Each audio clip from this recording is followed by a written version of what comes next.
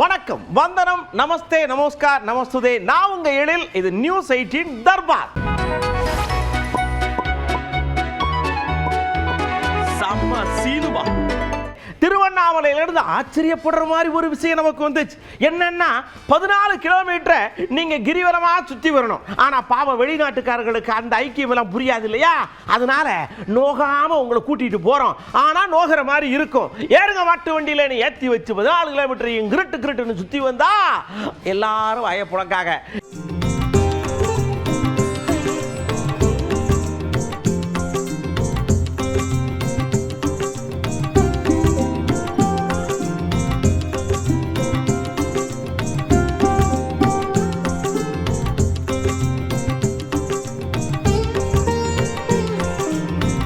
விதவிதமான வேண்டுதல்கள், வித்தியாசமான வேண்டுதல்கள். அந்த வகையில் இந்த மிளகாயை அரைச்சு மண்டை மேல வழி ஊத்தி கண்ணு காது கீது எல்லாம் எரியும். ஆனாலும் தெய்வம் அருள் இருப்பதனால் அது எரியாதுங்கிற மாதிரி இங்க ஒருத்தர் பண்ணியிருக்கிறாரு.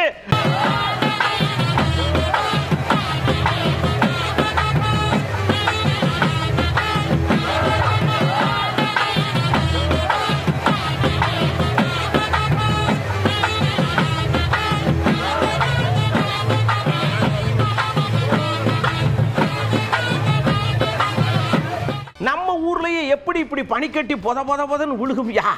அமெரிக்காவில், ரஷ்யாவில், சீனாவில் இப்படி கிடைக்க நமக்கு எப்படி வரும்னு யோசிக்கிற நேரத்தில் கொடைக்கானல், ஊட்டியிலாம் அப்படித்தான் கிடக்குதான்.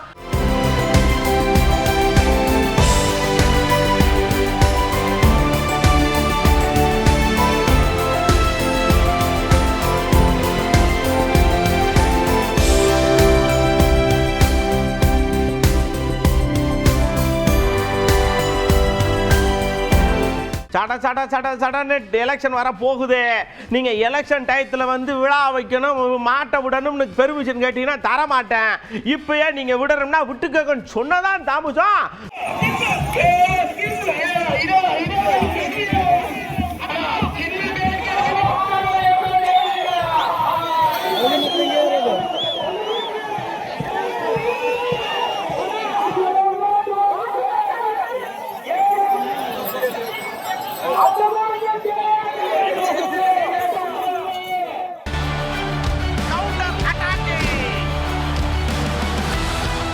என்ன செய்தோம் என்பவர்களுக்கு உண்டான பதில் இது அப்படின்னு டிஆர்பி ராஜா ஒரு லிஸ்ட்டை தூக்கி போட்டு கடன்னு படிச்சு பார்த்துக்கோங்க.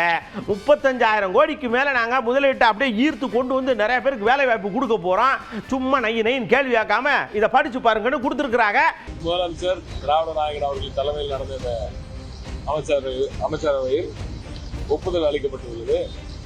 அதில் குறிப்பாக ஒட்டுமொத்தமாக 34,000 கோடியே 237.39 கோடி ரூபாய்க்கான முதலீடு, 55,096 நபர்களுக்கான வேலைவாய்ப்பு உருவாகக்கூடிய ஒரு அற்புதமான பல திட்டங்களுக்கு ஒப்புதல் வழங்கியிருக்கிறது நமது அமைச்சரவை.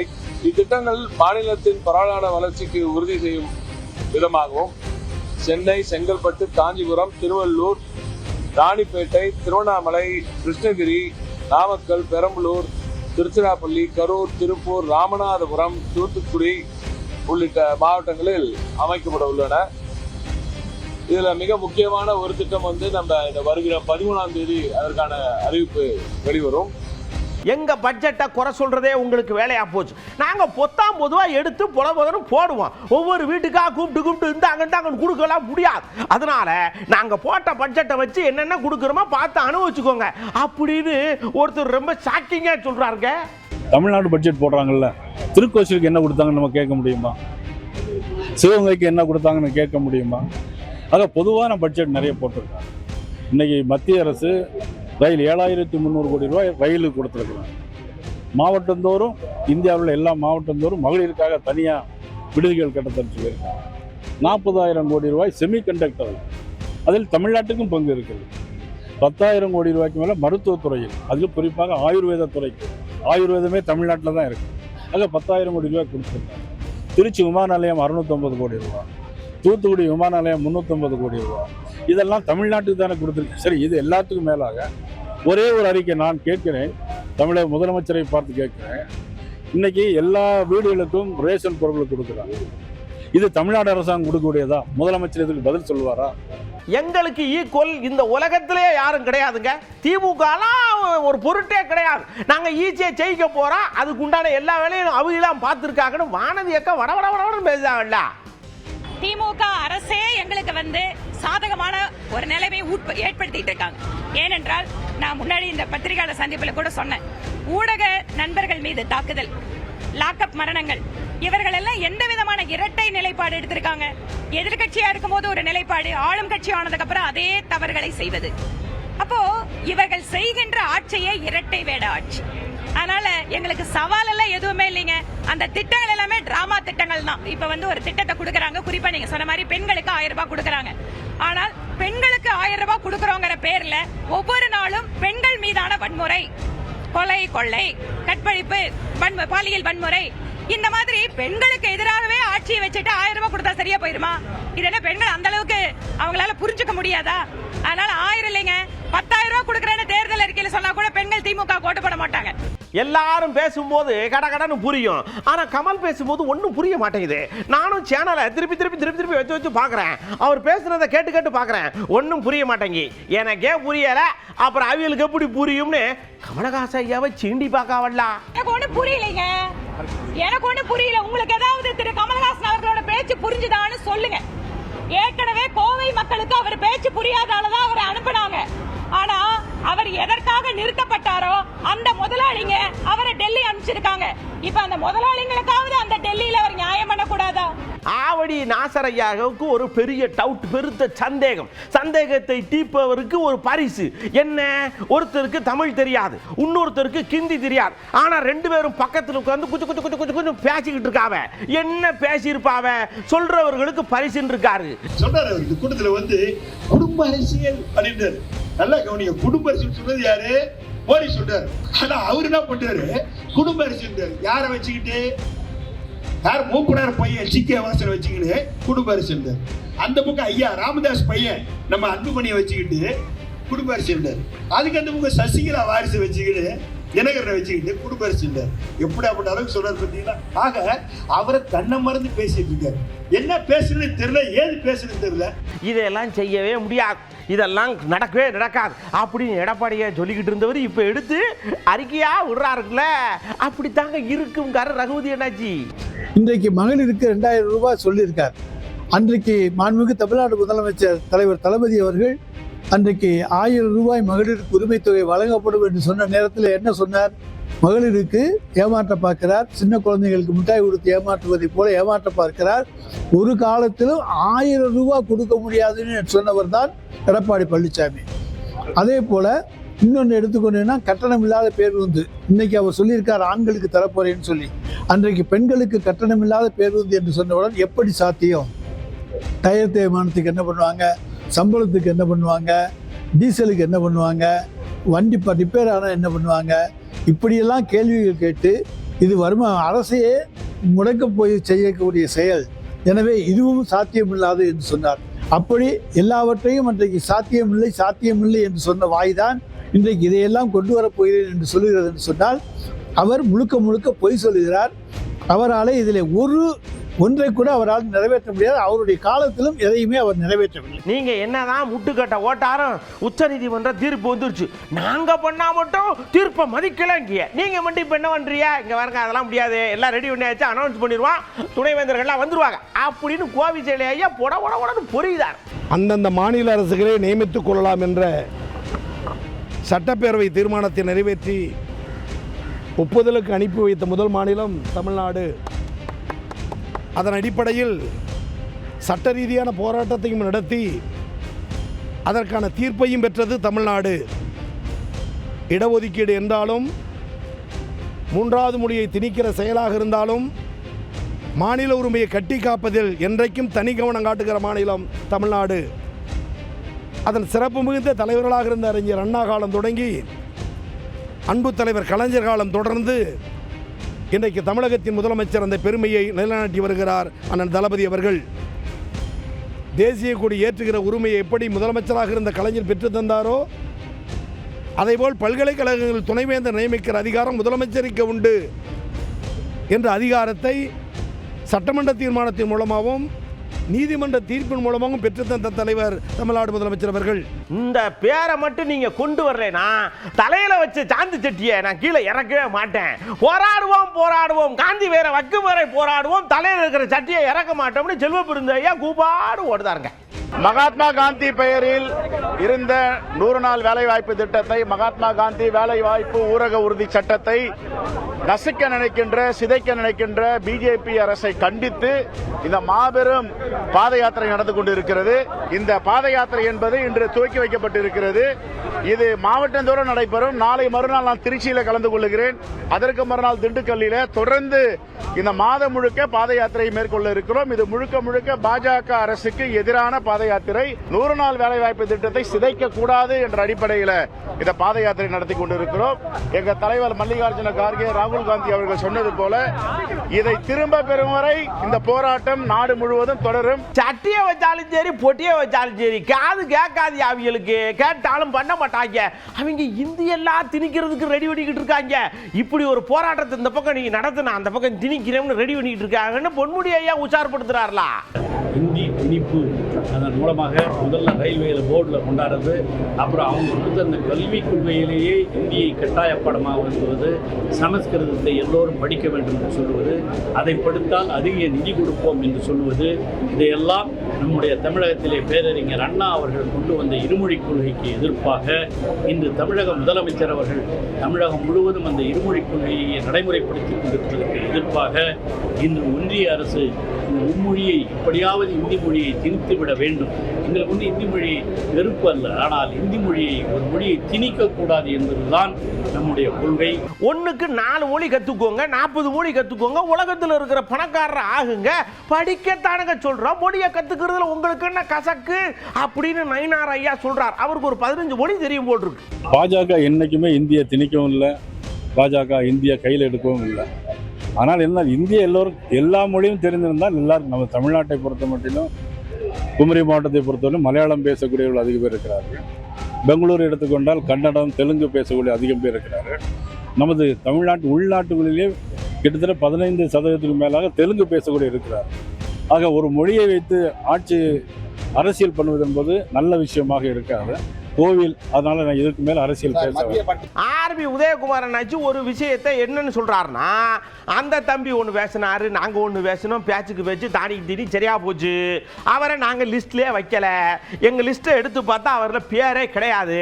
அதனால கதம் இதம் ஆகுதவர் அந்த பக்கம், நாங்க இந்த பக்கம் அப்படின்ட்டு அவர் வாட்டுக்கு சார் நடுப்பக்கம் போறார்.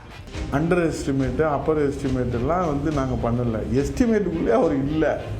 அது நீங்கள் போய் பாருங்கள், நீ போக போக பாருங்கள். எங்கே களத்துலன்னு காணவில்லை விஜய் அப்படின்னு நீங்கள் தேடலைன்னா நாங்கள் எங்கள் பேரை மாற்றிக்கிறோம். நாங்கள் களத்துலேயே நீங்கள் போக போக சார் அன்னைக்கு இருந்த விஜய் இன்னைக்கு இருக்கிற விஜய்க்கு நீங்கள் பாருங்கள் என்ன மாற்றம் சார். அவருடைய அணுகுமுறை இருக்குது சார். கரூரில் அவருடைய அணுகுமுறை பார்த்து தான் சார் மக்கள் வேதனைப்படுறோம். இப்படிப்பட்டவரை போய் நம்ம பார்த்து நின்றுட்டோமேன்னு அவங்க வேதனைப்படுறது அவர் காதுக்கு போகுதா போகலையான்னு தெரில சார். சார் அடிப்படையில் நீங்கள் ஒரு மனிதாபிமானம் இருக்குல்ல சார். நீங்கள் என்னென்னா எதிரியாக இருந்தால் கூட தன்னை தேடி வந்தவங்களை கௌரவப்படுத்துகிற நாடு சார் தமிழ்நாடு. அவன் எதிரியை நம்ம தன் வீட்டுக்கு தேடி வந்துட்டானா கூட அவரை விருந்தாளியாக மதித்து வரவேற்கிற நாடு சார். பண்பாடு உள்ள, நாகரிகம் உள்ள, கலாச்சாரம் உள்ள ஒரு நாடு சார் தமிழ்நாடு.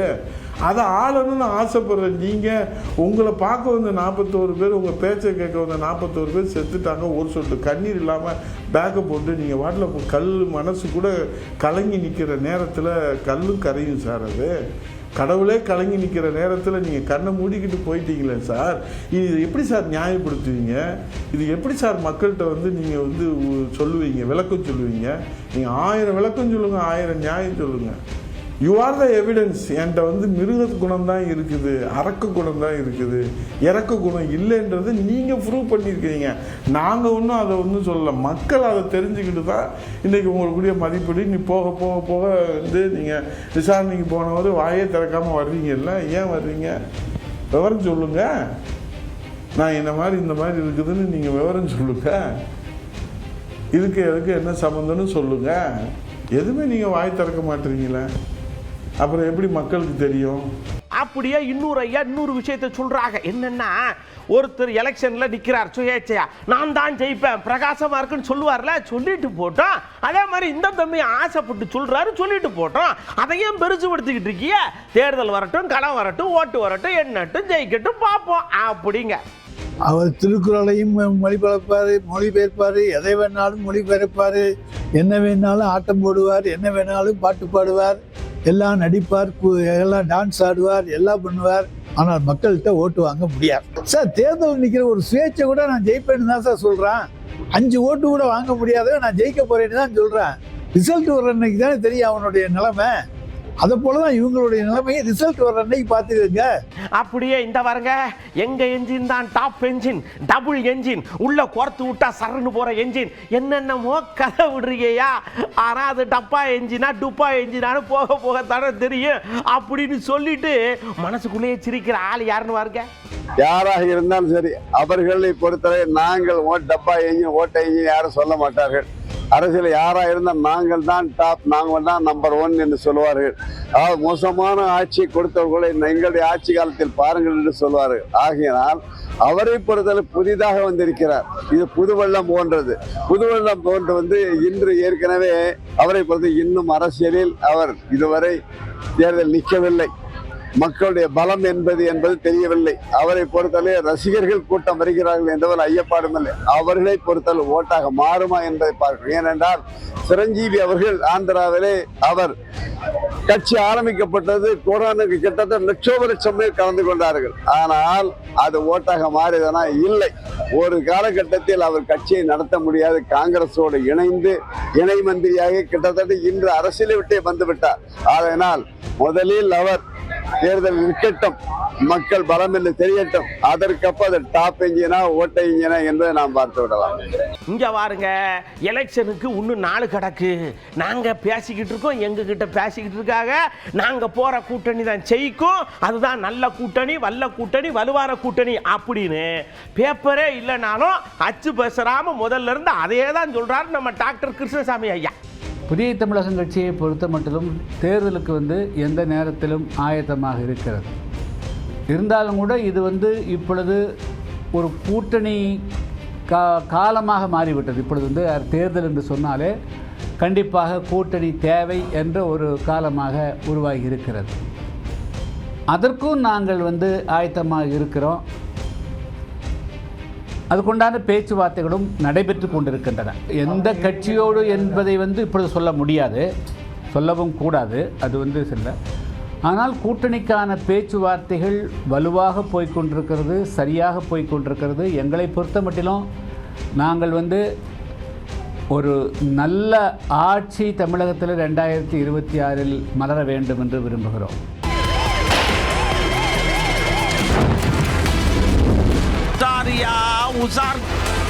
அடுத்த நேரம் நம்ம உசாருக்குள்ள போறோம். ரோட்ல பயணம் பண்றது பாதுகாப்பா வீட்டுக்கு போறதுக்கு தான். இங்க நீங்க உங்க திறமையெல்லாம் காட்டப்படாது. இந்த பக்கம் சைக்கிள் ஒரு ஐயா, இந்த பக்கம் டிராக்டர், அந்த பக்கம் வண்டி, இதுகளெல்லாம் முந்திக்கிட்டு இடையில கூடி ஒருத்தன் கூட்டியில் போக டிராக்டருக்கார அவர் மேலே ஏற்ற சோடி முடிஞ்சது. வாழ்க்கைங்கிறது வாழ்கிறதுக்குங்கிறத புரிஞ்சுக்கோங்க, சாவறதுக்கு இல்லை.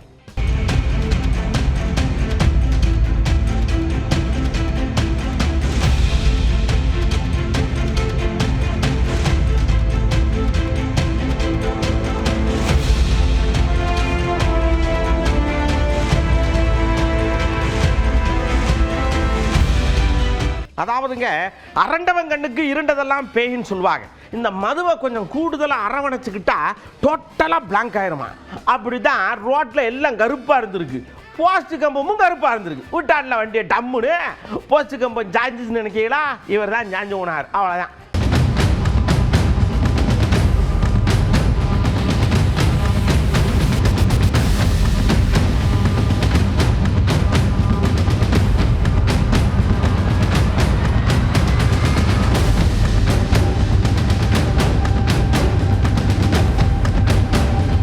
எங்கே எதை எப்போ செய்யணும்னு இருக்குல்ல. லிஃப்ட்டுங்கிறது கதை கதை கதைன்னு எப்பயும் இருக்கும். அதில் போய் நைட்ரஜன் பலுவை உள்ளே வச்சா ப்ரெஷர் தாங்காமல் புட்டார் வெடிச்சிச்சு. நல்ல வேலை திறந்ததுனால தப்பிச்சாங்க, இல்லைன்னா என்ன கதி ஆயிருக்கும். அப்படியே ஒரு பொம்பளை பிள்ளைக்கு வயிறு கீரெல்லாம் வெந்து வச்சான்.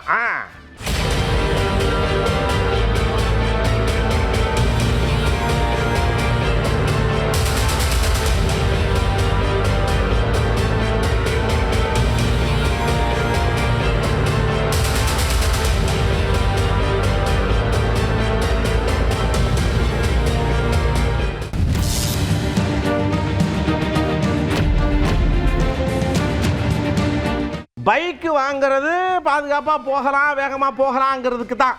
ஆனால் இந்த பைக்கு வந்த நாளில் இருந்தே அதுவும் டம்முன்னு கீழே விழுகிறாங்க, என்னென்னமோ நடக்குது.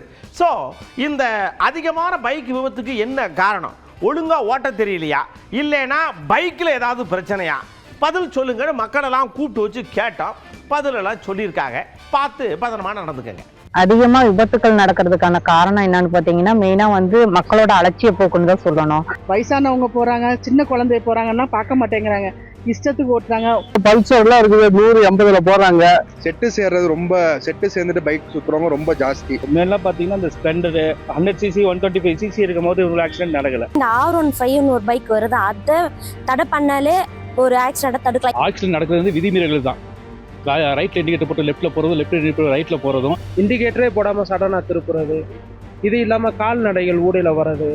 ஹெல்மெட் மெயினா ஹெல்மெட் போடணும். அதுக்கெல்லாம் மெயினா பாத்தீங்கன்னா போன் பேசிட்டு போறாங்க நிறைய பேர். இப்போ ரீல்ஸ் மோகம், யூடியூப், இன்ஸ்டாகிராம் இதெல்லாம் பாக்குறாங்க, அதனால அதிக விபத்து நடக்குது. அது ரீல்ஸ் போடுறேன்னு வண்டியில போகும்போதே நிறைய ரீல்ஸ் எடுக்கிறாங்க. அந்த ரீல்ஸ் போட்டுனே போயிட்டு நடந்து போற நடைபாதையில நடந்து சைட்ல ஓரமா போயிட்டு இருக்க பெரியவங்க மேல வண்டி மோதி அந்த இடத்துலயே அவங்க இறக்க நேரிடுறாங்க. ரோடு ஃப்ரீயா வந்து ரொம்ப வேகமா போயிடுறாங்கல்ல. ஸோ வேகமா குறுக்கல யாராவது வந்தாங்கன்னா அது ஒரு ஆக்சிடென்ட் தான். எங்க இதுக்கு முன்னாடி ஸ்பீட் பிரேக்கர் இல்லையோ அதே இடத்துல ஸ்பீட் பிரேக்கர் மறுபடியும் போடணும். இந்த ரோட்ல போட்டுருக்க வேகத்தடை பூரா மஞ்சள் கலர்ல பெருசு போட்டுருக்காங்க. அது பூராமே போடுறதுனால வண்டி உதறி எல்லா ஸ்பேர் பார்ட்ஸ் பூரா அடியாகுது. சம்பந்தம் இல்லாத இடத்துல வேகத்தடை, சம்பந்தம் இல்லாத தெருக்களை தோண்டி போடுறது, அது முறையா பராமரிக்கிறது கிடையாது. குறுகிய காலங்களில் அந்த வேலையை முடிக்கிறது கிடையாது. பொது போக்குவரத்துக்கு இடையூறா இருக்கக்கூடிய ஆக்கிரமிப்புகளை கண்டிப்பாக அகற்றணும். போன் பேசிக்கிட்டு வராங்க, அதுக்கு போலீஸ் இருந்தா மட்டும்தான் அதை சரி பண்ண முடியும். உடனடியா ஸ்பாட் ஃபைன், இதுக்கு வேற வழியே இல்லை, ஸ்பாட் ஃபைன் போட்டா மட்டும்தான் ஹெல்மெட்டை கண்டினியூவா போடுவாங்க. அது கொஞ்சம் காவல்துறை தான் சரியான நடவடிக்கை எடுக்கும், அரசாங்கமும் சரியான முறையில் நடவடிக்கை எடுக்கணும். விபத்து ஆத மாநிலம் பெற வேண்டும் என்றால் மது அறவே ஒழிக்கப்பட வேண்டும். இங்கேயும் எல்லா இடத்துலையுமே ட்ரங்க் அண்ட் டிரைவ் இருக்கக்கூடாது, ஹெல்மெட் போட்டு ஓட்டணும். நம்ம உயிருக்காண்டி தான் கவர்மெண்ட் எல்லாமே செய்யுது. அதனால நம்ம கொஞ்சம் பாதுகாப்பா இருக்கிறது நமக்கும் நல்லது, நம்ம நாட்டுக்கும் நல்லது. அரசு வந்து கொடுக்குற அந்த விதிமுறைகளை கரெக்டாக கடைபிடிச்சா விபத்து வர்றது தவிர்க்கலாம்.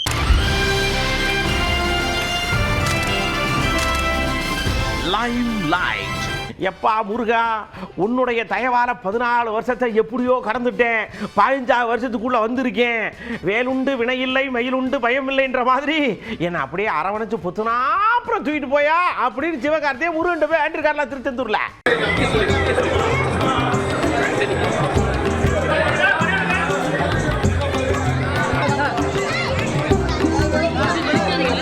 படம் இப்போ எல்லாமே லாக் பண்ணிட்டோம். கண்டென்ட் டைரக்டர் எல்லாமே, ப்ரொடியூசர் எல்லாமே சீக்கிரத்தில் அதுக்கான அறிவிப்பு வருது. அது எல்லாரும் என்கிட்ட இருந்து என்ன மாதிரியான படம் வேணும்னு எதிர்பார்க்குறாங்களோ அந்த மாதிரியான படமாக நிச்சயமாக இருக்கும். உங்களுக்கான பல விஷயங்கள் நம்ம தர்பாரில் வந்தது. எதெல்லாம் உங்களுக்கு பிடிச்சிருந்ததோ அதெல்லாம் எடுத்து அப்படியே அடுத்து நடக்காமல் பார்த்துக்கிற வேண்டிய பொறுப்பு உங்கள் பொறுப்பு. உஷாரில் ரொம்ப கவனமாக இருங்க. அதே மாதிரி மற்ற விஷயங்களோட அடுத்த தர்பாரில் நான் உங்களை சந்திக்கிறேன். அதுவரை உங்களிடமிருந்து அன்போடு விடைபெற்றுக் கொள்வது உங்கள் அன்பு நண்பன் எழில். வணக்கம் மக்களே.